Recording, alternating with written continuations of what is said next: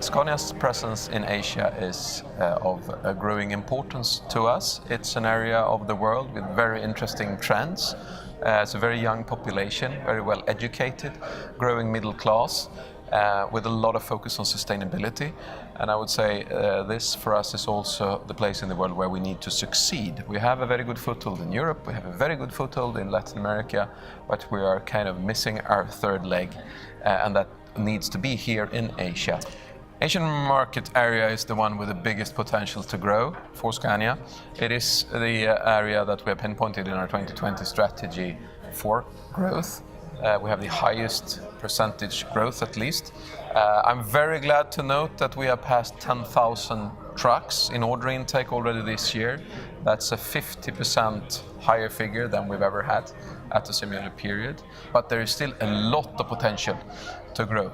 So it's a very mixed picture all in all in Asia. There are markets in Asia where we are a dominant player. We have up to 20% market share.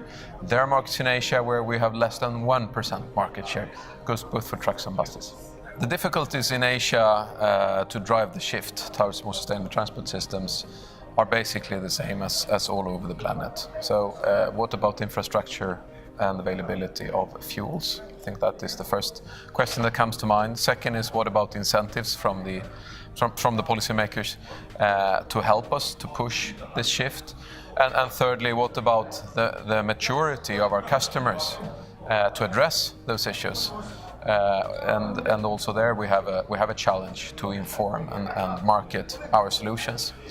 So pretty much the same challenges as we see in the rest of the world. Partnerships are particularly important here in Asia, especially long-term partnerships. Everything is about having a trustful relation, and I think that's the kind of partnership we try to build. Beyond that, we need to build up a network of workshops and dealers. On top of that comes the perhaps less traditional partnerships when we start to try to penetrate the rigid markets, like here in Japan, for instance. We realize that we do not know the bodybuilders. The bodybuilders do not have capacity for us. They do not know our chassis. So we need to partner up with bodybuilders. But we also need to partner up with players in the new tech area. So players around connectivity and players in the larger logistical system.